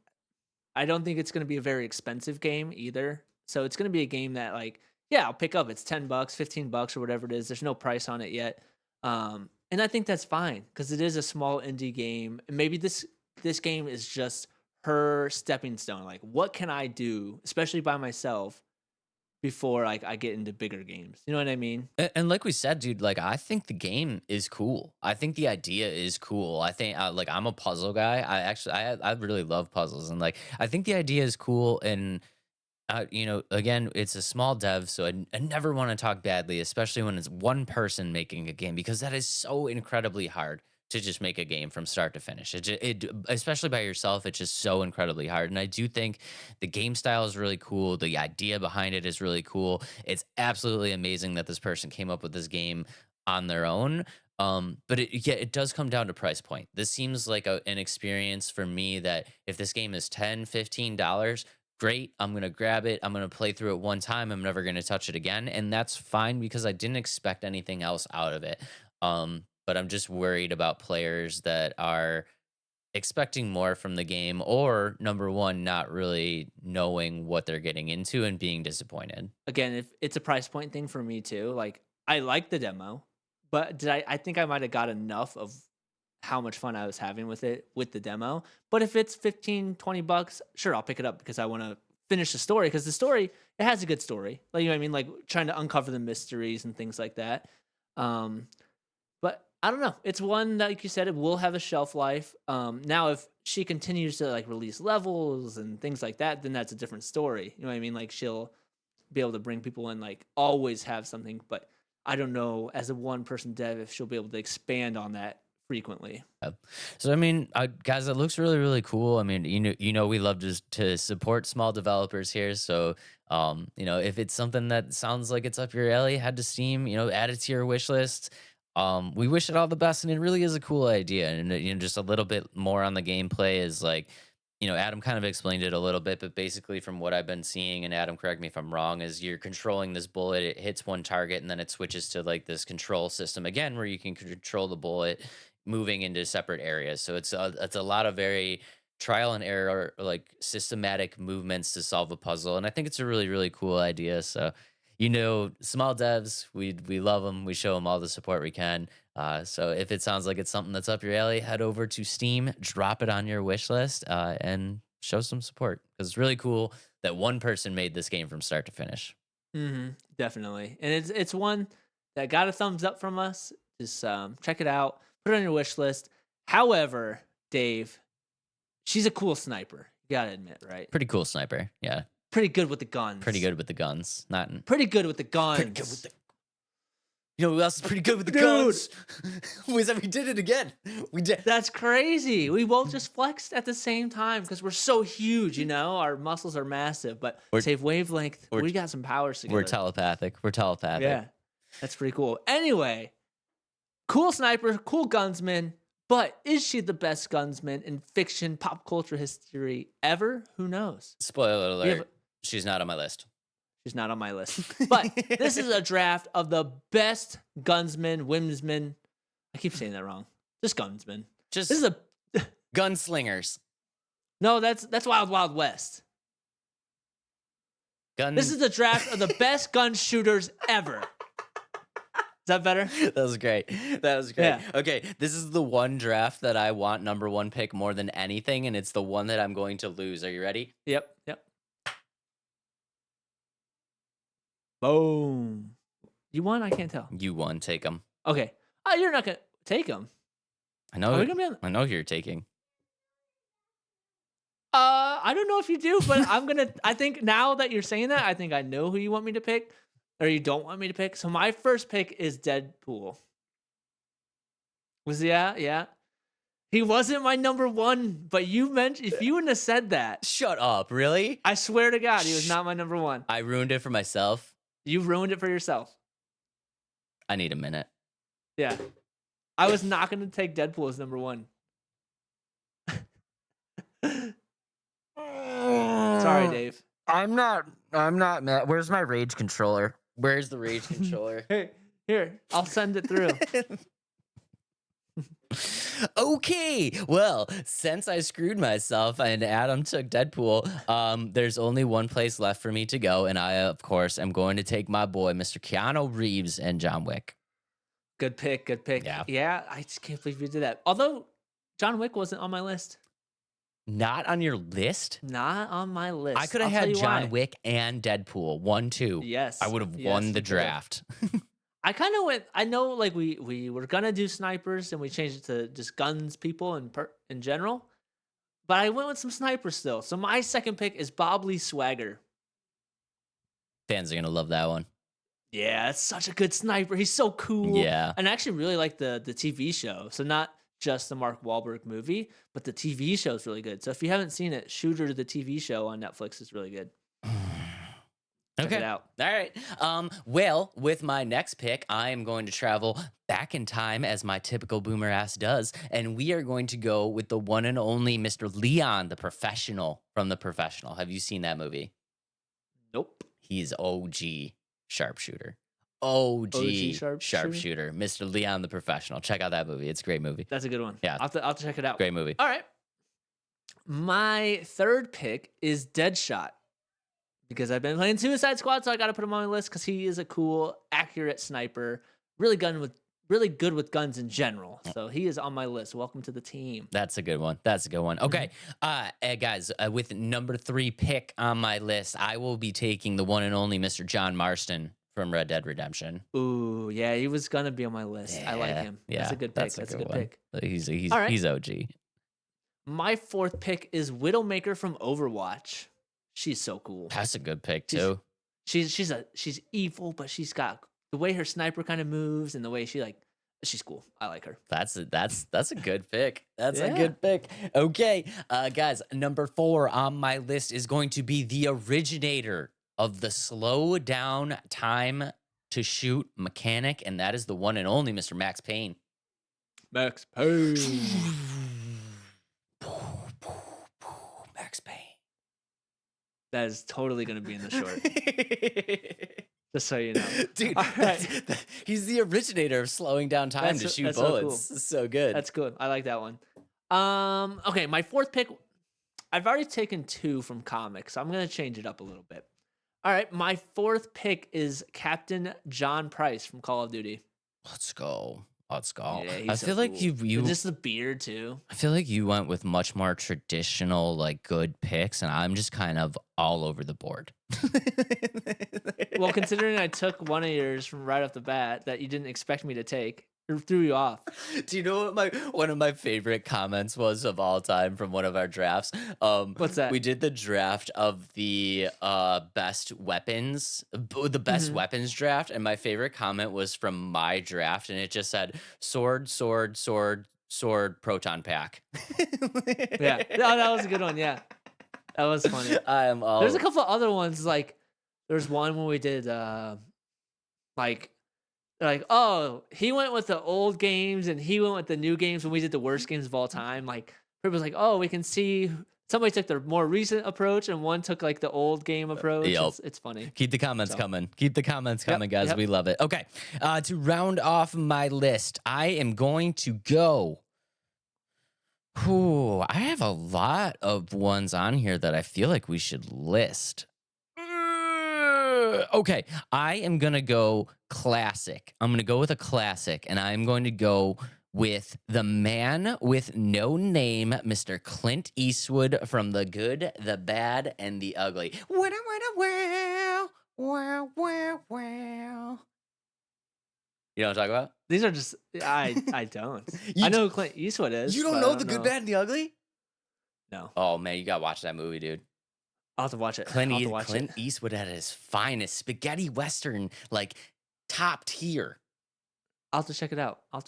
It's all these are going in the short, by the way. You're just hitting us gold with content. I'm making short gold content right now, guys. Yeah. All right. Okay, I was my last pick. Do I do another video game, or you tell me, Dave? Do I go video game or comic? Ooh, let's go comic. I feel like your list is a lot of video games, Really? isn't it? I got Deadshot and Oh yeah, wait, you have Deadshot and Deadpool. and I only have Widowmaker and Captain Price. It's a 50-50 split. It doesn't matter.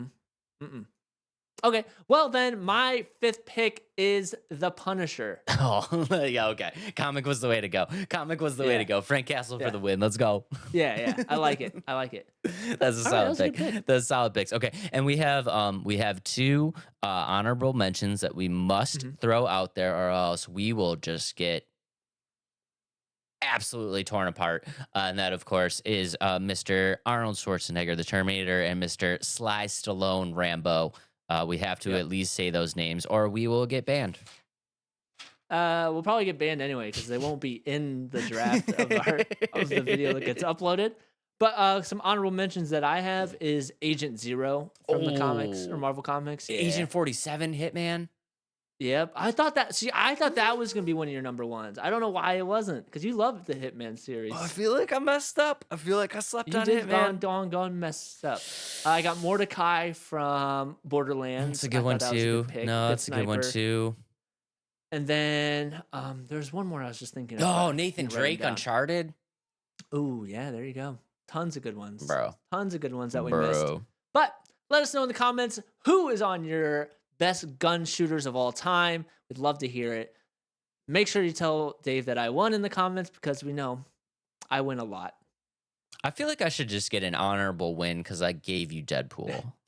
You did not give me Deadpool. You screwed up and gave me a hint of where you were going. I slightly gave you Deadpool, but I'm not salty about it. It's okay. Yeah, you're not salty. It's you okay. ruined that yourself. It's the telepathicness. We were just on the same wavelength. I don't know if there's another character we could have gone as number one. We can go like the nonfiction route. The American Sniper. What is his name? I'm blanking. Bradley Cooper. Yeah, Bradley Cooper. But who did he play? American Sniper.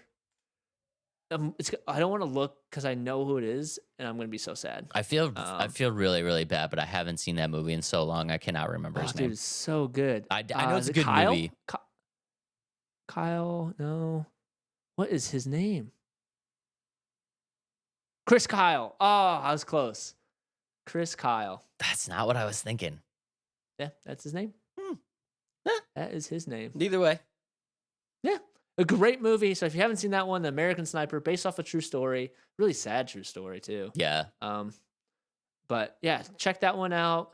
But moving on to our last game of the episode, Kemuri. Dave, let's hear about it. Let's pull up the trailer. Are you excited about this game at all?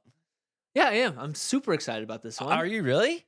Yeah, I promise you. Oh, man. And I'll tell you why as we watch the trailer. Let's go. Let you explain it. Okay, so guys, if you guys are just listening on the Spotify, what we are looking at right now is just probably one of the coolest renditions of like an open world that I've seen in a really long time. It's so vibrant and so colorful, and we're seeing these traversal mechanics that remind me of like, I don't even know how to describe it, like a parkour, and then like kind of mixed with like some Spider-Man-esque style stuff. And we're seeing the smoke, and they open up what is called the window, and you see this gigantic like mound of the creatures and creatures and stuff like that. It's a very, very cool trailer, and I am definitely not doing it justice. So if you guys are just listening, I implore you go over to YouTube and check out the trailer for Kemuri. It looks so cool, and I am super excited for this game. And the basic premise behind this game is that the developers are saying that it is like a blend of Japanese folklore with modern culture and an anime aesthetic. And I think that's really, really cool. And basically, what you're going to be doing is you are taking on the role of a yokai hunter, and you're going to be going throughout this vast kind of creative open world and looking for these yokai that are like living in plain sight amongst the general population, and it is going to be your goal to find them and eliminate them in order to protect the society. And I think it's not really like a very mind-blowing kind of idea behind the game. I think that it's good enough and it works, and I think that the other aspects of the game are going to make it something much more unique than what the storyline is kind of representing. I couldn't agree more with you. I think, like you said, the storyline may not be like, oh, it's the best, but just the way like, and it's made by, I'm gonna say her name wrong, but Nakaruma. Is that how you say it? I believe you just nailed that. Yes. Okay, so she has done other games, part of a different studio, and I didn't write that down unfortunately. But she's like responsible for Tokyo Ghostwire, I believe is a game that she did work I on. believe so. There's one Yes. other big one that I can't remember. But essentially, so she's the one putting this game together with a new developer called Unseen, and it's her studio. And so it's like this is like almost like her passion project. This is what she's putting her time into. There's not much on the game yet in terms of those mechanics and things like that, but just based off of this cinematic trailer, I hope to expect really good vertical, horizontal traversal. Like I feel like that's a must with this game, just based off what we're seeing, and I think it is going to be like that, which is really cool. It's going to be in that futuristic Japanese metropolis, which I think is really cool. Like you said, just overall the look of the game, it's hard to like do it justice by just talking about it, but it looks like it's going to be a very fun, fast paced, like cool traversal, cool weapons, and things like that. And the weapons are supposed to be a mix of futuristic gadgets and like guns and stuff like that, but also like traditional melee weapons like swords and stuff like that, according to like what we've read. Still very early on in development. There's no publisher yet, so I can't imagine this game's going to be out this year. Maybe not even next year. It's going to be a while, I think, or maybe late next year. I do think it's going to be a little bit of a wait, but I do think, like you said, there's not a ton out on this game, and I really was just intrigued by this trailer, and I wanted to do a little bit of a deep dive and try to find as much information that we can find to kind of bring to the table because. Like you said, there's not a lot out there, and I mean, I was looking, like I was really looking, and to go even like and I hate doing this because we are content creators, and I don't want to just like kind of look at other people's videos and be like, oh, this is a great thing to bring up. But like, I even went so far as to like looking on YouTube to try to find videos, and there's nothing out there. So I did a little bit of a deep dive, and again, a little bit of this is going to be speculation and just kind of what I've seen from the trailer and things that I've found, from the developer or from the creator who has this like, they do have a site and they do have a little bit of a press kit and stuff like that. So I really dove in and tried to find some stuff.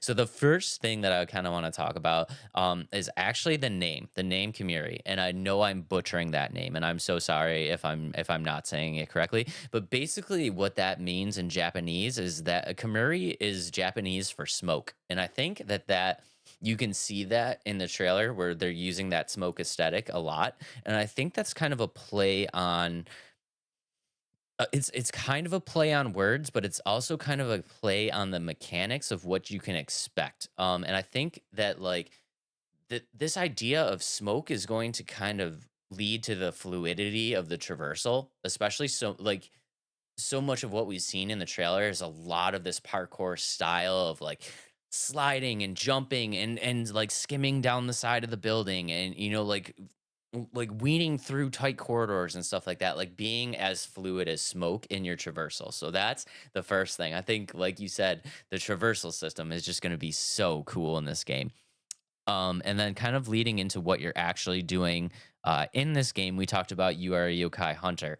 And basically, yokai in Japanese folklore is kind of an umbrella term that kind of groups together ghosts, demons, monsters, and supernatural beings all into like this one kind of umbrella group. And I think that that really leads to like a very distinct style of um bosses and like things that you're going to be able to encounter. And I think when it comes to a folklore standpoint and a character design standpoint, we're going to see some really, really, really cool like character models that are representations of Japanese folklore and turned into this very bright, like visual kind of stance. And like, I'm super excited for that. And you saw a little glimpse of that in the trailer where it was that group of, all of these different entities all kind of put together and they all looked very interesting. And I'm super excited for that. They do say that this is going to be a fast-paced style combat. So whenever anybody says fast-paced style combat, I automatically assume that it's going to be a hack and slash, which I'm a fan of the genre, and I think that a hack and slash style for this game is probably going to work really, really well.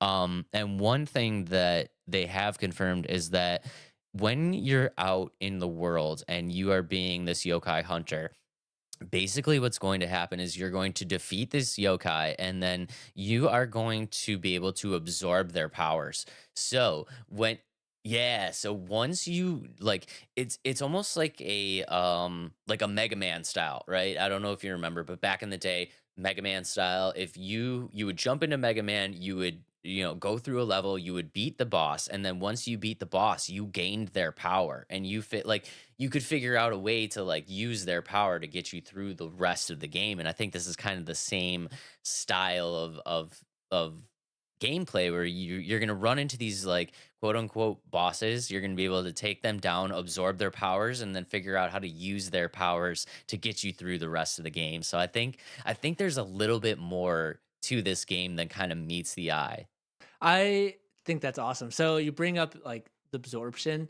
It's kind of. Do you ever play Prototype? Yes, exactly like Prototype. Yeah. Yeah, and so that's as soon as you said that, I was like, oh, Prototype. So maybe it's got like a feel of Prototype where it's like that's how you can get around, like things like that.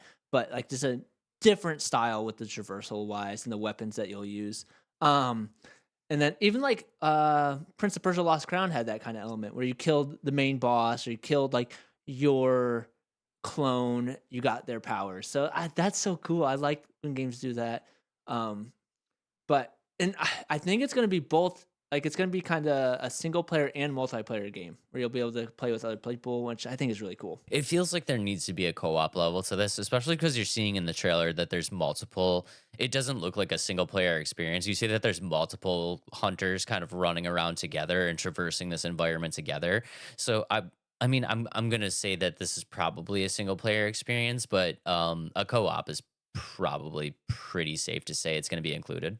Right, and that's super cool. I think this game will be really cool to tackle with friends. I like you are super excited about it. I can't wait for more things to see about this game, more to talk about. I hope it's soon, but like I said, it seems like it's very early on in development. But it's one that we'll definitely keep up on, and we'll definitely probably bring up more and more as the time goes on and on this podcast. We'll keep you guys updated, but for right now, it's definitely a game. If you guys have not checked out the trailer, I implore you to go check out that trailer because it is something very, very cool. The art style behind it is insane. Just the level of detail that we've seen in like their design of the world is really, really cool.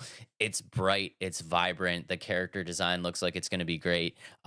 It's they touted it as a chaotic vertical city, so there's going to be so many different layers to this environment that they built, and it just looks really, really cool. I think I'm probably holding out on giving it like a final thumbs up, thumbs down until I see some gameplay because I think that's really going to determine what this game is. But just first looks, it looks pretty incredible. I'm super excited for it, and definitely something that you guys might want to check the trailer out for. For sure. And it's an open world game. Yes, open world. Open world game. And Dave's not the huge like he likes open world games, but not your typical type of open world. You know what I mean? Like you're not a big into open worlds, would you say?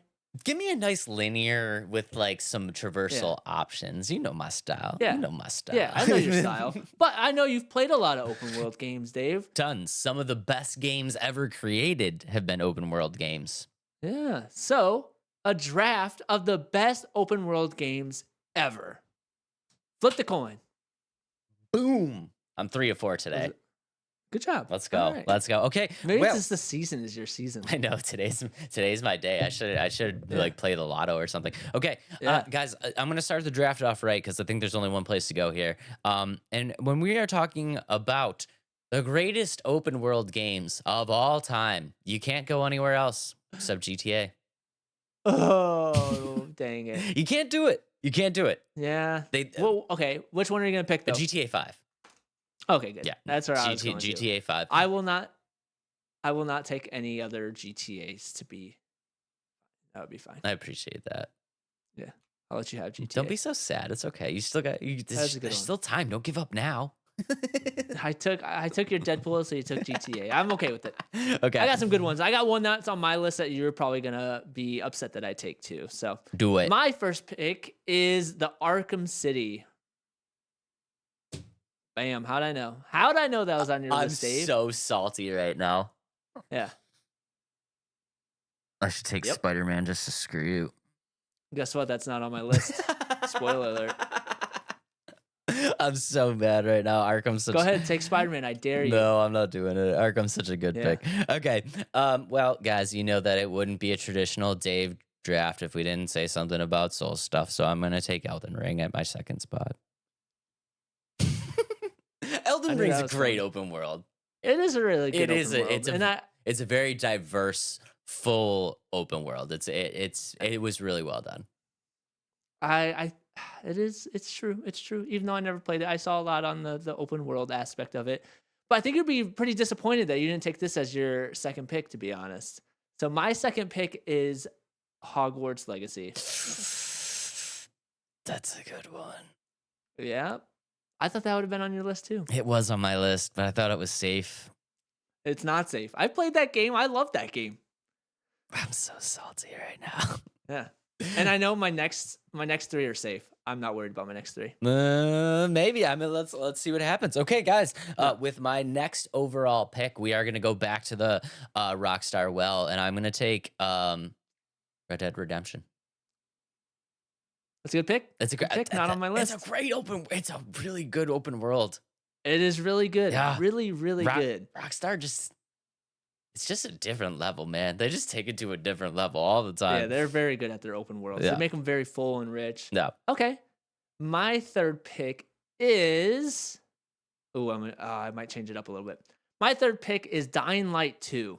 That's a good one. I thought their open world, again, I like verticality and just like the open world of Dying Light. It was so fun to me. That's a good one. That's a The great pick. parkour. Yeah. No, that's a great pick. Okay. Guys, with my fourth overall pick, I am going to go to the Nintendo side of things, and we are going to go with Zelda, A Breath of the Wild. Probably not the greatest open world of all time, but for Nintendo, I think probably the greatest Nintendo open world of all time. And to just see like Zelda bring an open world like that to life was really, really cool because I've been a Zelda fan for a long time. So that was my first open world taste really of the Zelda franchise, and I loved it. That's an awesome pick. I think that is very well deserved. It's been on a lot of lists that I've seen too. So with my fourth pick, and I know Dave does not like to watch this game. He thinks it's really cool, but my fourth pick is Sea of Thieves. I think what's more that's really cool about the game is just the mechanics of the waves, the way the boat moves, and that's why I think the open world is so good in that game. So Sea of Thieves as my fourth pick. That's a great pick. Okay, and to round off my draft, I am going to go somewhere that I don't think a lot of people are going to agree with, but I'm going to do it because I think that this game is a lot better of a game than it gets recognition for, and that's to say that a lot of people give it recognition, but I don't think it's as mainstream as it should be. And we are going to go with Ghosts of Tsushima, which their open world was just absolutely incredible. It was so, and I don't use this word often. Their open world was beautiful. Like even That's just cool. to look at it was just like it was so well done. Like even just little things like the contrast of the lighting from the sunlight hitting the blades of grass. You're just like, this is insane. It was so good. That is a good one. I actually never get to play that. I have a PlayStation now, so I can. You I should, can play you that should one. definitely I should play it. definitely put it on Yeah, you should definitely play it. I'll have to give it a shot. Yeah. Okay. My last pick, nobody's going to agree with this, but my number 5 pick is Lego Batman 2. Let's go. I tell you what, that game, Gotham, and the fact that you can play as a bunch of DC characters, it was such a blast. And that was my first game that I actually 100% unlocked everything, collected everything, did everything in that game. And it is a super fun open world, and I loved it. That's a great pick.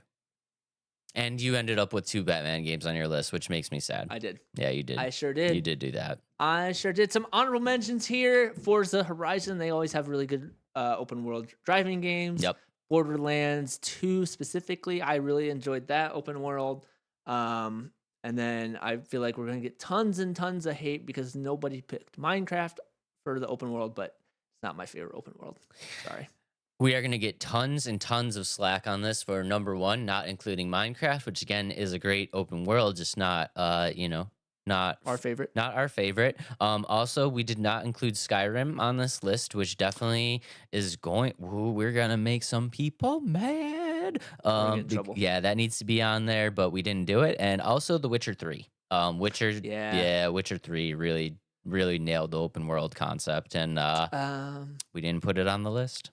There's probably a few Assassin's Creed fans that are gonna be mad. Example, Blake. Sorry, Blake. We didn't put any Assassin's Creeds on the list. Black Flag was dope, Blake. I'm sorry. Black Flag was dope. I really liked Valhalla's open world too. Yep. Far Cry always has some good open worlds, like very vibrant open worlds. I'm trying to think of. There's another one that I was thinking of. Starfield. I'm sure a lot of new Starfield fans will be a little upset. Same with No Man's Sky. There's so many good open world games out there. And the reason I didn't, I know you probably thought I was gonna put Spider-Man on my list, but the reason I didn't is because it's New York City. You know what I mean? Like, it's not like there's nothing.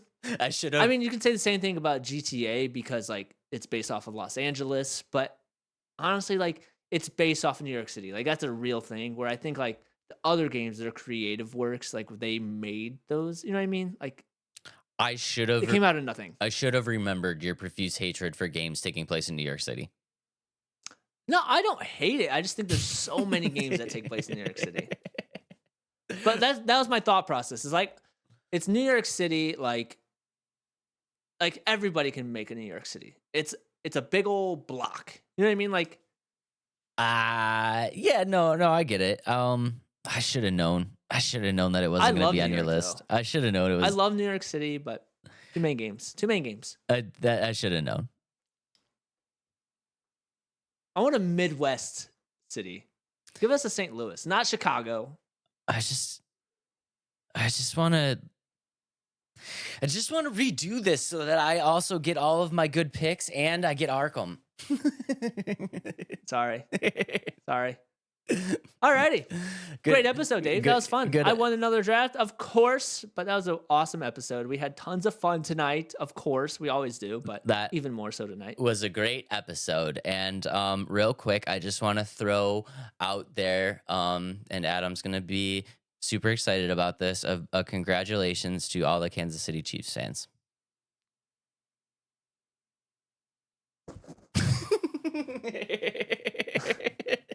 Dude. Actually, I don't care. I do not care. I care in the fact that I don't care. I shouldn't even made a move. You just ruined this episode, Dave. I'm just kidding. It's still a great episode. And I don't care about the Super Bowl. So, what am I doing? Anyway. He's all frazzled. He's all frazzled now. Hate you, Chiefs. Next year's our year as a Chargers fan. Probably not, because you know how the Chargers charger every single year. Yes, we have Jim Harbaugh, but He's probably going to get suspended because of things that he did in the NCAA. And and we see, I'm go Bills, so I won't see you there either. yeah, It's a sad Chargers day. always Charger, but yeah. I feel bad. I feel All right, anyway, let's just keep moving on. I feel bad. I actually feel like I took the episode down at the end here. Okay. All right, It guys. did. I'm going to delete this end. We're going to delete that. I don't care about the Chiefs. Don't delete the end. Leave it in there. Congratulations to the Chiefs fans, guys. We love you guys very, very much. Thank you for all the support and love that you've shown. I just want to say real quick, the channel is absolutely blowing up. It's absolutely blowing up. So thank you guys for everything. We super appreciate you. Be on the lookout for more stuff coming your way from the Let's Talk Nerdy podcast. Also, if you are a big fan of Twitch stuff, jump over, check out Adam's Twitch. The nerd Adam, he will be streaming, and I also stream as well. So yeah, check those out if you are fans of Twitch. Thank you guys for everything. Adam, what you got for him? Dave's Twitch is Zagscorn, just so you know, because he didn't want to throw that up there. But if you're not following us on all social media, please make sure to do so. Let's Talk Nerdy Podcast.com is the website as well.